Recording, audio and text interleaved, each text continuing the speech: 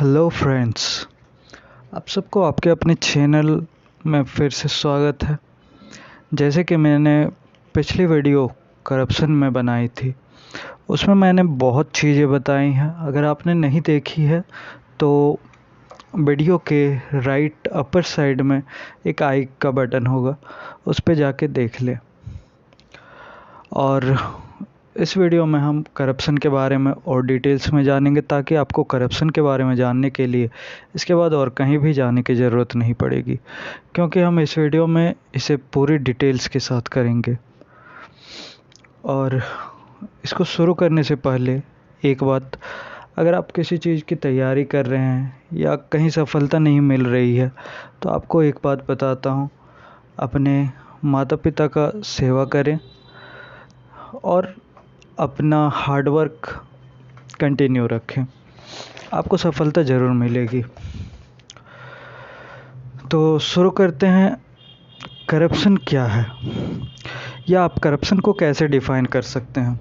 अच्छा, ये बताने से पहले मैं ये बताना चाहता हूँ कि अगर आपको इस तरह के इंफॉर्मेशनल वीडियोस कंटेंट आपको अगर अच्छे लगते हैं, तो इस चैनल को सब्सक्राइब कर लें, ताकि आगे मैं और भी डालूँगा इस तरह के वीडियोस, तो आपके पास नोटिफिकेशन चला जाए और आप देख लें। तो हम शुरू कर रहे थे कि करप्शन क्या है, या आप करप्शन को कैसे डिफ़ाइन कर सकते हैं। जैसा कि मैंने पिछली वीडियो में बताया था कि करप्शन पब्लिक रिसोर्सेस या पोजीशन का पब्लिक लाइफ में दुरुपयोग करना अपनी प्राइवेट गेन के लिए है। मतलब, अगर हम करप्शन को सही से डिफ़ाइन करें तो करप्शन एक असामान्य ह्यूमन बिहेवियर है, जो कि अपनी प्राइवेट गेन के लिए या अपने फ़ायदे के लिए प्रेरित करता है हमें अपनी पोजीशन का या पब्लिक रिसोर्सेज का अपने फ़ायदे के लिए इस्तेमाल करने के लिए। जैसा कि मैं एक एग्ज़ाम्पल देता हूँ। मान लीजिए आप एक आईएएस ऑफिसर हैं और मार्केट में आपका कोई रिलेटिव ठेला लगाता है किसी चीज़ का। अब आप बताइए कि कभी अगर म्यूनसिपैलिटी वाले आते हैं वहाँ से ठेले हटाने दिक्कत के कारण, तो वो सबको हटा तो देंगे, पर क्या आपके रिलेटिव्स को आसानी से हटा पाएंगे? नहीं। उसी तरह आप अपने पोजीशन का यूज़ कर सकते हैं खुद को प्रमोट करने के लिए। जैसे कि आपने कोई किताब लिखा, पर आप उसमें अपना नाम के आगे ओहदा लगा दिए, आईएएस डैश या आईपीएस डैश, तो उससे आपका प्रमोशन ज़्यादा होगा। तो ये सब करप्शन ही है, ठीक? ये सब नहीं करना है।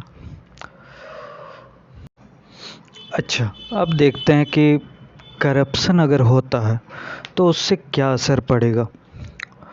पहला, इलीगलिटी बढ़ेगा, मतलब अवैधता बढ़ेगा, मतलब लीगल काम कम होगा। जैसे कि मान लीजिए कि एक अच्छा कॉलेज है, बड़ा कॉलेज है, रेप्यूटेड कॉलेज है। अब क्या होगा, अगर करप्शन रहेगा तो उस कॉलेज में क्या होगा कि जो बच्चा सक्षम है उसका सीट किसी ऐसे को दे दिया जाएगा जिसके पिताजी बड़े ऑफिसर हैं, या फिर पॉलिटिशियन हैं, या फिर उसके पास बहुत पैसा है। लेकिन इससे क्या होगा कि जो लड़का सक्षम है, जो विद्यार्थी सक्षम है उस पढ़ाई के लिए, उसे वो सीट नहीं दिया जाएगा, और जो सक्षम ही नहीं है उसे वो सीट दे के आगे कुछ फ़ायदा ही नहीं होगा। क्योंकि पैसा दे के, मान लीजिए कि पैसा दे दिया गया, उसका एडमिशन हो गया, वो 4 साल का कोर्स किया, कोर्स करके क्या हुआ, एक सर्टिफिकेट मिला, लेकिन वो किसी लायक तो नहीं ना बन सकेगा, क्योंकि वो सक्षम ही नहीं है। उसी तरह दूसरा, करप्शन होने से क्या असर पड़ेगा, अनएथिकलिज्म आएगा, मतलब कि मॉरली करेक्ट नहीं होगा, जो मॉरली करेक्ट नहीं होगा, ठीक ना। जैसे कि आप ऐसा समझ सकते हैं कि जैसे कि आप यूट्यूब पे आएँ, कुछ पर्टिकुलर टॉपिक के बारे में आप ढूंढें यूट्यूब में कि वीडियो से देख के उसके बारे में जानकारी प्राप्त कर लें। पर आजकल लोग क्या करते हैं कि क्लिकबेट करते हैं, वहाँ पे टाइटल थंबनेल में तो दिखा देंगे कि आप जो देखने आए वही है, लेकिन जब आप वीडियो प्ले करते हैं तो उसमें कुछ और ही निकल जाता है। तो ये सब एक अनएथिकल बिहेवियर है। ठीक। तीसरा क्या होता है कि करप्शन से इनइक्वलिटी आएगा सोसाइटी में। मतलब सोसाइटी में सबको बराबर नज़रिए से नहीं देखा जाएगा। अगर करप्शन होगा तो उसमें क्या होगा कि वहाँ पर भी वही होगा कि जैसे कि एक सोसाइटी है, सोसाइटी में क्या होगा कि जो गरीब हैं उन्हें कोई इज्जत ही नहीं देगा, और जो अमीर हैं उनको इज्जत देगा। जैसा कि मान लीजिए कि जैसे कि कोई बड़े लोग हैं, फेमस लोग हैं, बड़े लोग हैं, वो लोग अगर कुछ भी बोलते हैं, चाहे वो क्यों ना बकवास ही कर रहे हों, लोग उनका सुनते हैं। ठीक। लेकिन अगर कोई गरीब इंसान कुछ अच्छा ही क्यों ना बोले, दूसरे लोग उसका कभी नहीं सुनते हैं, उसका मजाक उड़ा देते हैं। ठीक। तो ये इनइक्वलिटी के ही एग्जाम्पल्स हैं। ये सब करप्शन से ही होता है। आप समझ रहे हैं ना, करप्शन हर चीज़ से जुड़ा हुआ है, हर जगह बर्बादी ही लाएगा करप्शन, कभी आबादी नहीं लाता है। ठीक। तो चलिए देखते हैं। अब 14 नंबर, इनजस्टिस होगा। मान लीजिए कि आप न्याय के लिए कहाँ जाएंगे, कोर्ट में जाएंगे, न्यायाधीश के पास। ठीक। अब मान लीजिए कि वहाँ पर अगर करप्शन होता है, तो करप्शन होगा तो क्या आपको न्याय मिलेगा? नहीं मिलेगा। तो अगर करप्शन होता है तो इनजस्टिस मिलेगा, आपको न्याय कभी नहीं मिलेगा। ठीक। उस जगह पे पैसे वालों को या फिर जो रिश्तेदार हैं उन्हें ही फ़ायदा मिलेगा, लाभ मिलेगा। अगर आप गरीब हैं तो आपको कुछ नहीं मिलेगा। ठीक। इनजस्टिस होगा आपके साथ। पांचवा, इनएफिशिएंसी बढ़ेगी। अच्छा, इनएफिशिएंसी का मतलब होता है क्षमता की कमी। ठीक। अब देखिए इनएफिशिएंसी कैसे बढ़ेगा, मतलब क्षमता की कमी कैसे दिखेगा। जैसे कि मान लीजिए करप्शन बढ़ा, करप्शन हुआ। ठीक। अब करप्शन के कारण क्या होगा कि जैसे ऊंचे ओहदे हैं जो, उनमें क्या होगा, आपको वो दिखेंगे जिनमें क्षमता ही नहीं है, क्योंकि वो कैसे अपने क्षमता के कारण वहाँ तक नहीं पहुँचे। ठीक। वो तो पैसे दिया गया या फिर मतलब कुछ भी लेन देन हुआ या रिश्तेदारी हुआ, उसके कारण वो उस ओहदे पर, बड़े ओहदे पर वो पहुँच गए। ठीक है ना। लेकिन क्या उसके पास उस ओहदे पर पहुँच तो गया, लेकिन क्या उसके पास क्षमता होगा? नहीं होगा। तो इसी तरह से अगर उसके पास क्षमता ही नहीं होगा तो क्या वो सही तरीके से काम कर पाएगा? कभी नहीं। तो मतलब कि इनएफिशिएंसी बढ़ाना, तो पांचवा पॉइंट इनएफिशिएंसी बढ़ेगा। ठीक। अच्छा, आपको अगर ये सब, एक्चुअली मैं ये सब वीडियो तो मैं यूपीएससी के लिए बना रहा हूँ। अगर आपको नोट्स बनाना है तो आप नोट्स बना सकते हैं, इसका आप नोट्स बनाइए और इस चैनल को सब्सक्राइब कर दीजिए ताकि आप हर बार रिपीट कर सकें, रिवीजन कर सकें। ठीक है ना।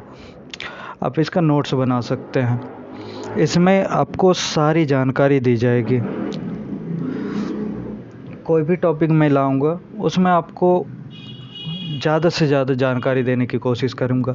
अगर कुछ छूट गया होगा तो आप कमेंट में बता दीजिएगा, मैं बाद में, या फिर कहीं डाउट हो तो उस टॉपिक में तो आप कमेंट में बता दीजिए, मैं बाद में उसका वीडियो बना के डाल दिया करूँगा एक्सप्लेनेशन के साथ। ठीक है ना।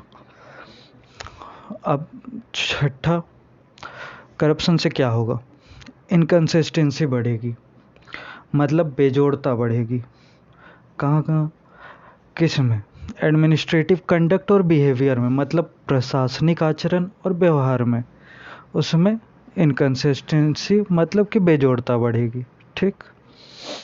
अच्छा, करप्शन से क्या होगा?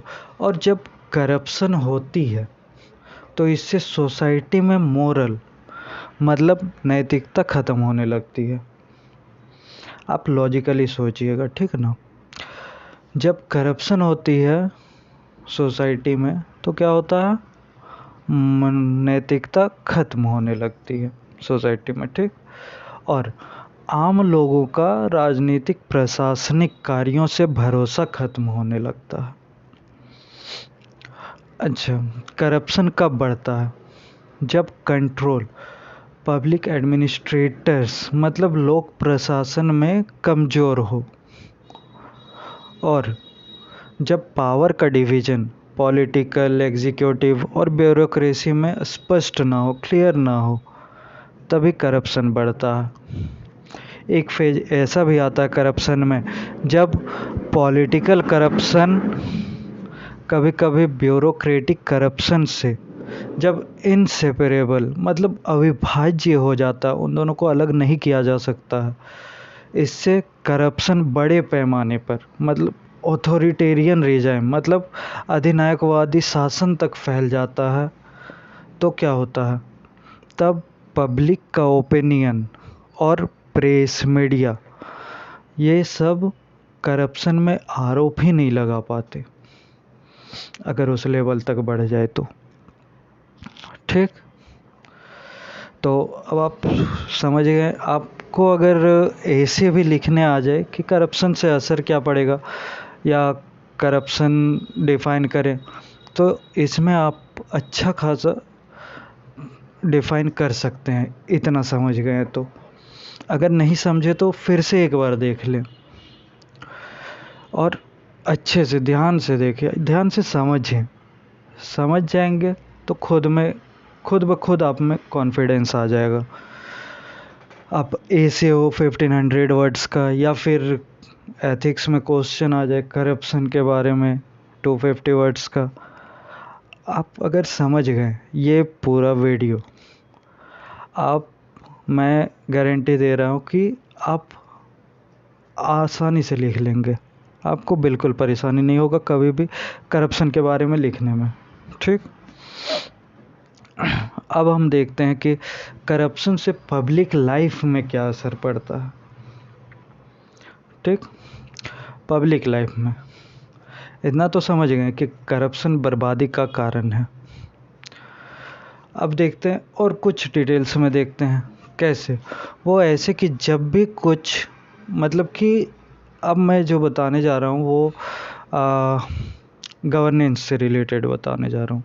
बड़े अथॉरिटीज जैसे कि आप यूपीएससी देंगे तो एक बड़े अधिकारी बनेंगे, तो उस वक्त करप्शन आप पे कैसे हावी होगा, जिस पे पब्लिक लाइफ पे मतलब उस बड़े पैमाने पे कैसे होता है, क्या होता है, पब्लिक लाइफ में क्या असर पड़ता है, इस बारे में अब बता रहा हूँ मैं। ठीक। तो जैसे कि मान लीजिए करप्शन में क्या होगा, इतना तो है कि करप्शन बर्बादी का कारण है। कैसे?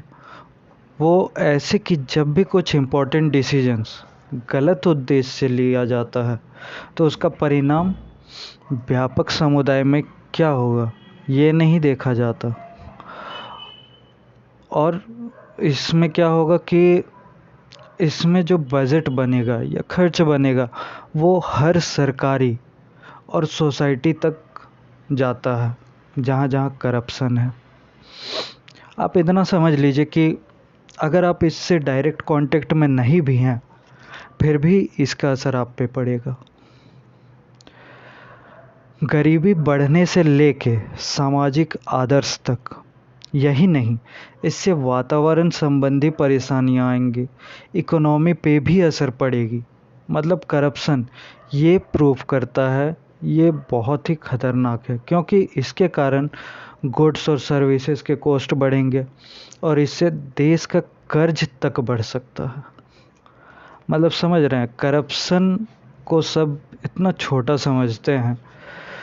स्कूल में बहुत से लोग मैंने देखा कि दिल्ली में हुआ या फिर अच्छे अच्छे शहरों में कि पढ़ाई मतलब कि अच्छे स्कूल में बच्चों का एडमिशन करवाना तक अभी बहुत ही मुश्किल हो गया है। उसके लिए पेरेंट्स किसी भी हद तक चले जाते हैं। लेकिन क्या आप एक बात सोचें कि उस वक्त जो आप कर रहे हैं क्या उसके भविष्य के लिए ठीक होगा? मतलब बच्चा क्या समझेगा कि करप्शन तो मेरे पिताजी ही कर रहे हैं, इससे बच्चे में असर क्या पड़ेगा? करप्शन एक छोटा चीज़ है, पर आप अभी देखें कि करप्शन कैसे छोटी जगह से लेके देश तक को कर्ज में डुबा सकता है। करप्शन इतना खतरनाक है, पूरे देश को बर्बाद कर सकता है करप्शन। जैसे कि कुछ और करप्शन का एग्जाम्पल देखते हैं। जैसे अगर डिफेंस का खरीदारी में या कॉन्ट्रैक्ट में अगर करप्शन होता है तो उससे क्या होगा? पूरी देश की सिक्योरिटी को खतरा में डाला जाता है। और ऐसे ही कुछ पावर कॉन्ट्रैक्ट्स स्टेट्स को फाइनेंशियली बर्डन में डाल देती है। वहाँ आपको टेररिज्म, ड्रग्स, स्मगलिंग और पॉलिटिशियंस के बीच एक बंधन दिखेगा। और इस फैक्ट पे वोहरा कमेटी रिपोर्ट में जोर भी दिया गया था, ये बात याद रखिएगा। इस फैक्ट पे वोहरा कमेटी VOHRA स्क्रीन पे लिखा हुआ है, वोहरा कमेटी रिपोर्ट में जोर दिया गया था। ठीक। अच्छा, करप्शन गरीब विरोधी भी है। कैसे? ये हम एक एग्जाम्पल से देखते हैं, ठीक है ना। PDS पब्लिक डिस्ट्रीब्यूशन सिस्टम और जो वेलफेयर स्कीम्स गरीबों के लिए होती हैं, including scheduled castes and scheduled tribes, ये सभी भली भांति जानते हैं कि ग्रेन्स, चीनी और केरोसिन ऑयल का एक महत्वपूर्ण भाग जो गरीबों के लिए जाता है, उससे उसका एक बहुत ही महत्वपूर्ण भाग ब्लैक मार्केट में चला जाता है। और लगभग जो फंडिंग होता है गरीबों के लिए या SC ST के लिए, उसमें क्या होता है कि सिर्फ 16% ही फंड का SC ST तक पहुंच पाता है जो उनके वेलफेयर के लिए होता है। बाकी का सारा कुछ पॉलिटिकल और ऑफिशियल क्लास और बेशरम डीलर्स और बिजनेसमैन के द्वारा दुरुपयोग किया जाता है। यही करप्शन है। मतलब इतना समझ लीजिए कि करप्शन बहुत ही घिनौना काम है, करप्शन नहीं करना चाहिए। ठीक। अब हम करप्शन में कौटिल्य का व्यू देखते हैं। कौटिल्य एक मेधावी मंत्री थे और बहुत बड़े विद्वान थे चंद्रगुप्त मौर्य के साम्राज्य में। उनका कहना है, ऑनेस्टी कोई गुण नहीं है कि हमेशा आजीवन किसी में रहे, और आसान लाभ बनाने का प्रलोभन करप्शन से ही आता है। मतलब किसी भी समय ऑनेस्टी की प्रवृत्ति बदल सकती है। भ्रष्टाचार इतना स्पष्ट है और फिर भी इतना रहस्यमय है। यहाँ तक कि कौटिल्य ने भी भ्रष्टाचारियों की दुनिया के संचालन में अस्पष्टता के बारे में गंभीर चिंता व्यक्त की है। अवैध लेन देन धुंध में इतना डूबा हुआ था कि उसने गबन करने वालों की तुलना पानी के नीचे चलने वाली मछलियों से की, और यह बताया कि उन मछलियों का ये पता लगाना असंभव है कि वे मछली पानी कब पी रहे हैं और कब नहीं पी रहे हैं। उन्होंने यह भी कहा है कि जहां आकाश में उड़ने वाले पक्षी की गतिविधियों का पता लगाना संभव है, वहीं सरकारी अधिकारियों की भ्रष्ट गतिविधियों का पता लगाना मुश्किल है। दिलचस्प बात तो यह है कि कौटिल्य ने विसल ब्लोअर्स यानी मुखबिरों की कॉन्सेप्ट पर भी विचार किया है। कोई भी इन्फॉर्मेंट मतलब सूचिका, मतलब मान लीजिए कि कोई फाइनेंशियली गलत काम कर रहा है, तो उसकी डिटेल्स का जो इन्फॉर्मेशन जो देगा उसे इन्फॉर्मेंट बोला गया, ठीक है ना।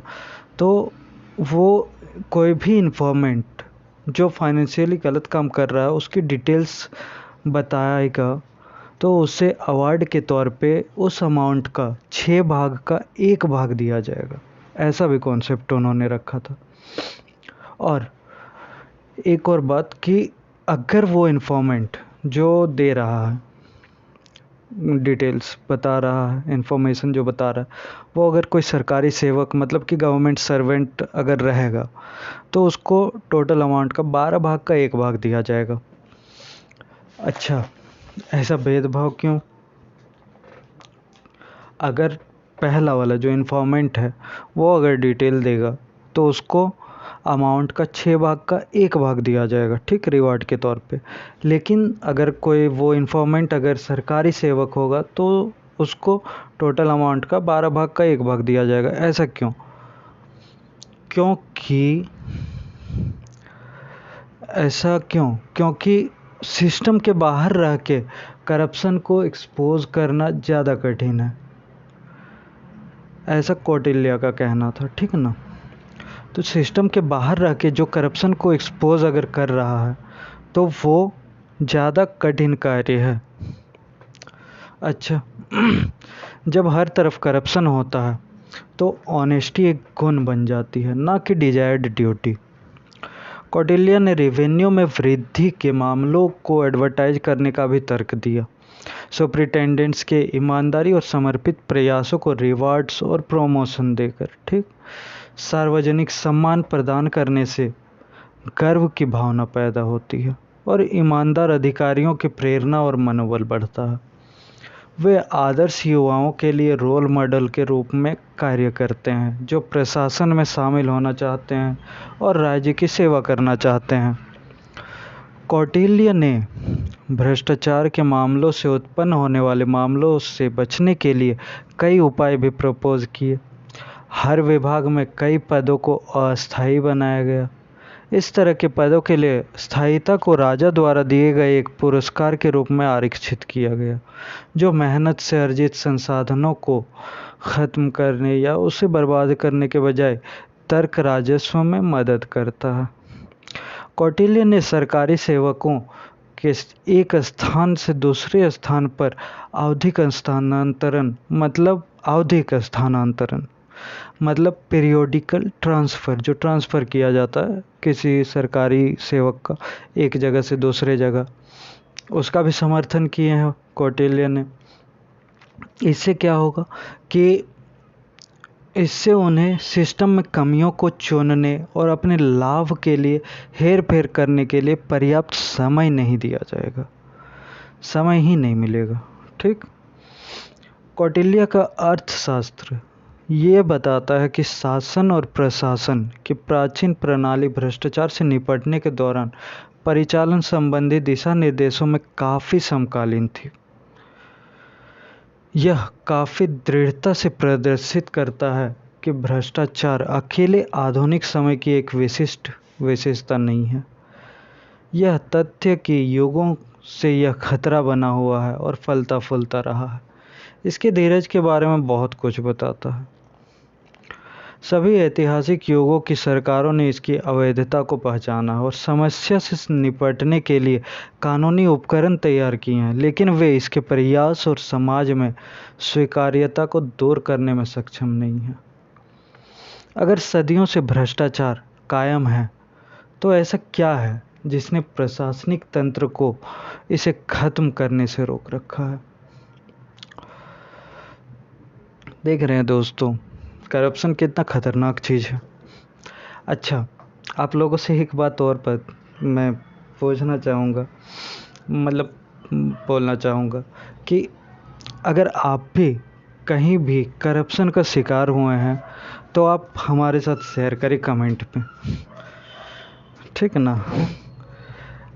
ताकि सबको पता चले कि करप्शन किस किस जगह पे होता है, छोटे से लेके बड़े से लेके जहाँ अधिकारी नहीं भी हैं वहाँ भी होता है, हर एक जगह करप्शन होता है।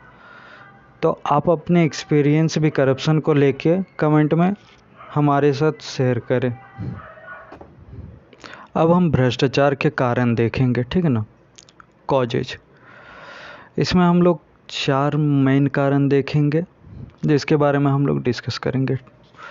पहला इकोनॉमिक रीजन, मतलब वित्तीय कारण। दूसरा पॉलिटिकल रीजन। तीसरा सोशियो साइकोलॉजिकल रीजन, मतलब सामाजिक मनोवैज्ञानिक कारण। और एडमिनिस्ट्रेटिव रीजन, प्रशासनिक कारण। ठीक। वित्तीय कारण में क्या होगा? मांग आपूर्ति बेमेल होगा, मतलब डिमांड एंड सप्लाई।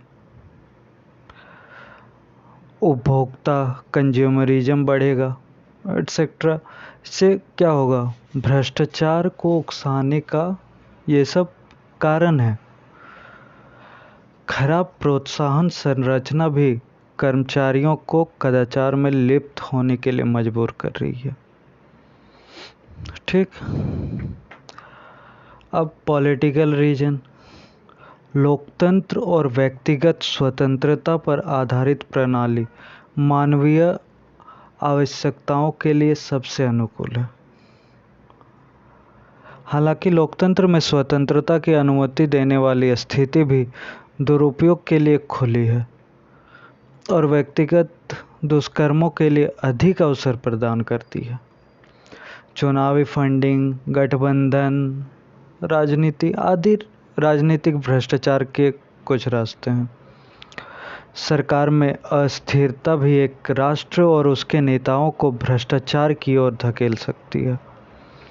उनमें से युद्ध, जातीय या धार्मिक संघर्ष, आर्थिक कठिनाई और सामाजिक असमानताएं, ये सब भी भ्रष्टाचार को बढ़ावा देती है। अब तीसरा सोशियो साइकोलॉजिकल रीजंस। भ्रष्टाचार को सार्वजनिक जीवन में जीवन के एक तरीके के रूप में वैध कर दिया गया, मतलब लीगल बना दिया गया है भ्रष्टाचार को एक डेली लाइफ में। उपभोक्तावाद, प्रदर्शन प्रभाव संबंधी अभाव आदि होता ही रहता है। कई अधिकारी भ्रष्ट व्यवहार में भाग लेने के लिए प्रेरित होते हैं क्योंकि स्वाभाविक स्वार्थी इच्छा से के कारण उनके साथियों पर अनुचित लाभ होता है। रिश्वतखोरी, जबरन वसूली, गबन, भाई भतीजावाद और अन्य माध्यमों से भ्रष्टाचार बेईमान लोगों को आगे बढ़ने में मदद कर सकता है। लेकिन इसका कीमत कौन चुकाता है? जनता चुकाती है। ठीक। अब आते हैं एडमिनिस्ट्रेटिव, मतलब प्रशासनिक कारण। उसमें करप्शन क्यों होता है? बहुत से कर्मचारी अपना कार्यकाल को स्थायित्वता देना चाहते हैं, मतलब परमानेंसी लाना चाहते हैं, इस कारण से होता है। इंफॉर्मेशनल डार्कनेस, ये ऐसे लोग होते हैं जो कि सीक्रेटली काम करते हैं। फिर आपका लैक ऑफ अकाउंटेबिलिटी, मतलब उत्तरदायित्व की कमी होती है, तब आता है करप्शन वहाँ पे, ठीक है ना। अब लैक ऑफ ट्रांसपेरेंसी, जब सरकार के नियम, प्रक्रिया और उद्देश्य जनता के लिए उपलब्ध नहीं होते हैं तो सरकारी अधिकारियों की शक्ति को संतुलित करने के लिए बजटीय और प्रशासनिक निरीक्षण नहीं होता है। पारदर्शिता की कमी होती है और भ्रष्टाचार को जन्म दिया जाता है। बजट और नियमों की निगरानी और पारदर्शिता के बिना राष्ट्रीय संसाधनों को लूटा जा सकता है और सत्ता का दुरुपयोग केवल भ्रष्ट अधिकारियों के पक्ष में किया जाता है। ठीक। इसका मतलब है कि जैसे सरकार बहुत से वेलफेयर स्कीम्स गरीबों के लिए बनाते हैं, लेकिन क्या होता है, गरीबों तक वो स्कीम पहुंचता ही नहीं है। क्यों? क्योंकि इम्प्लीमेंट सही से नहीं हो पाता वो स्कीम का। इम्प्लीमेंट क्यों नहीं होता? करप्शन के कारण। क्योंकि उसके लिए जो बजट दिया जाता है वो हर सीढ़ी में जो अधिकारी होते हैं वही गवर्न कर जाते हैं, वो गरीबों तक पहुंचता ही नहीं है। ठीक। फिर है कि लैक ऑफ प्यूनिटिव मेजर्स, मतलब दंडात्मक उपायों का अभाव। जब कानूनी एजेंसी अपने सार्वजनिक कर्तव्यों का उल्लंघन करने वाले सांसदों और अन्य सरकारी अधिकारियों पर प्रतिबंध नहीं लगाती है, तो भ्रष्ट व्यवहार के लिए दंडात्मक उपाय का अभाव होता है।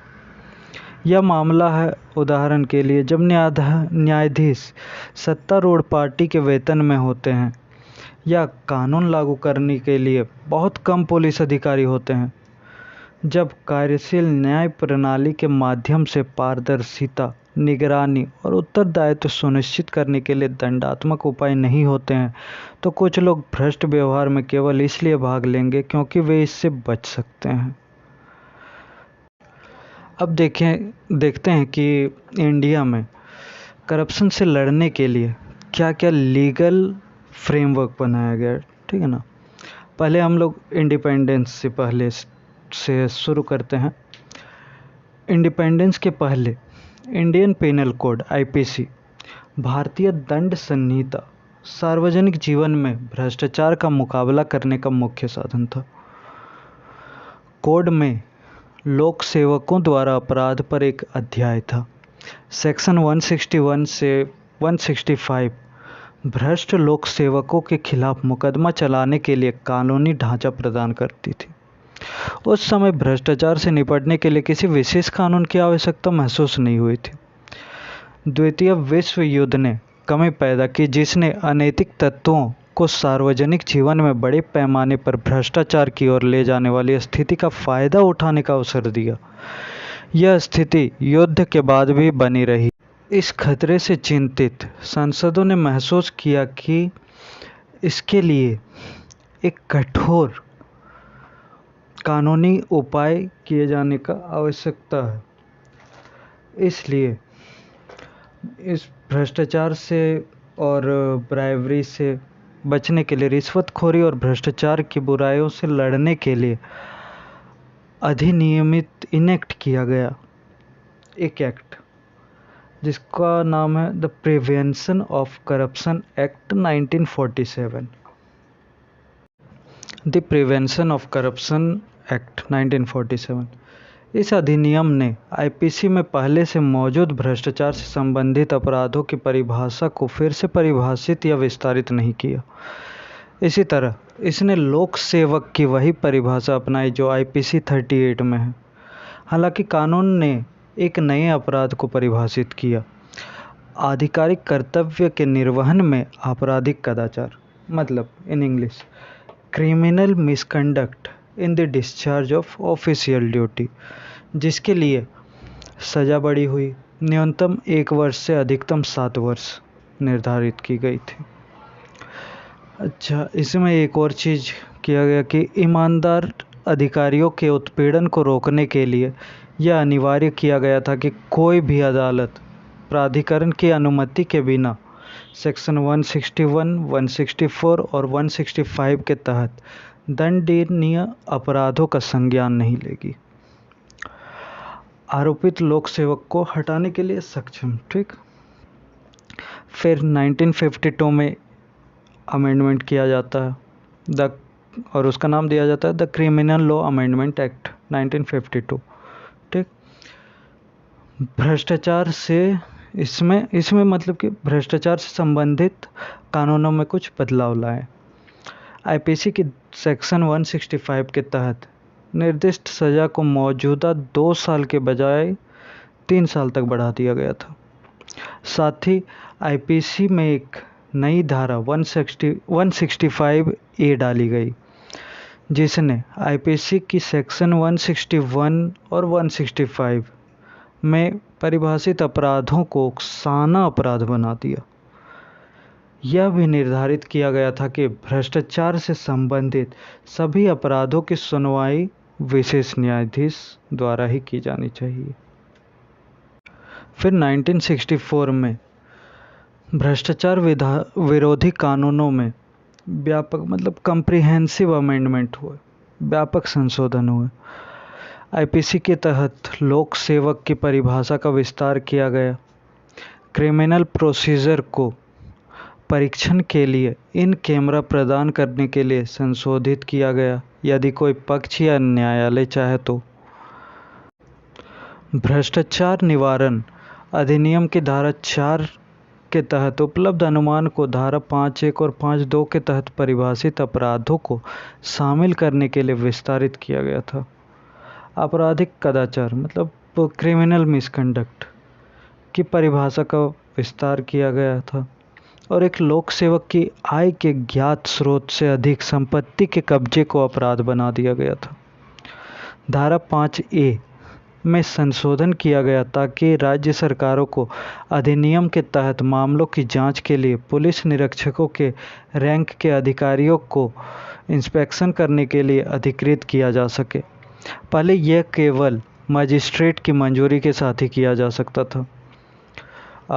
इस बदलाव का जो सिफारिश किया गया था वो किया गया था संथानम समिति। ठीक, संथानम समिति के द्वारा इसका सिफारिश किया गया था, जिसके कारण ये बदलाव हुआ। अधिनियम के तहत मामलों की जांच करने के लिए सक्षम पुलिस अधिकारियों को बैंकरों के रिकॉर्ड का निरीक्षण करने का अधिकार भी दिया गया।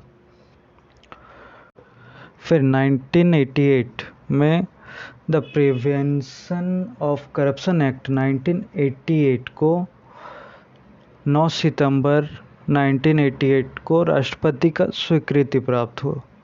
यह भ्रष्टाचार अधिनियम 1947, आपराधिक कानून संशोधन अधिनियम 1952 और आईपीसी के कुछ प्रावधानों की रोकथाम के प्रावधानों को कंसोलिडेट करता है। इसके अलावा लोक सेवकों के बीच भ्रष्टाचार का प्रभावी ढंग से मुकाबला करने के उद्देश्य से इसमें कुछ प्रावधान हैं। The prevention of corruption act 1988 रिश्वतखोरी और अन्य संबंधी अपराधों और धारा सेक्शन 7 से 15 तक के दंडों को सूचीबद्ध करता है। इन अपराधों में व्यापक रूप से किसी भी आधिकारिक कार्य को रोक करने या करने से मना करने या पक्षपात करने के लिए एक मकसद या इनाम के रूप में अवैध संतुष्टि की स्वीकृति शामिल है, या किसी व्यक्ति का अनादर करना, बिना प्रतिफल या अपर्याप्त प्रतिफल के लिए कोई मूल्यवान वस्तु प्राप्त करना, और आपराधिक कदाचार जिसमें किसी भी व्यक्ति को बिना किसी सार्वजनिक हित के किसी भी व्यक्ति को कोई आर्थिक लाभ प्राप्त करना, रिश्वत प्राप्त करना, दुरुपयोग करना या उसकी आय के ज्ञात स्रोतों से अधिक धन संबंधी संसाधनों या संपत्ति के कब्जे में होना शामिल है। आमतौर पर आपराधिक कानून में लागू सिद्धांतों के अनुसार इस तरह के अपराध करने के प्रयास और उकसाने को भी अपराध के रूप में सूचीबद्ध किया गया है। अब देखते हैं कि करप्शन से लड़ने के लिए यूनियन लेवल पे कौन कौन सी संस्थाएं और एजेंसियां हैं।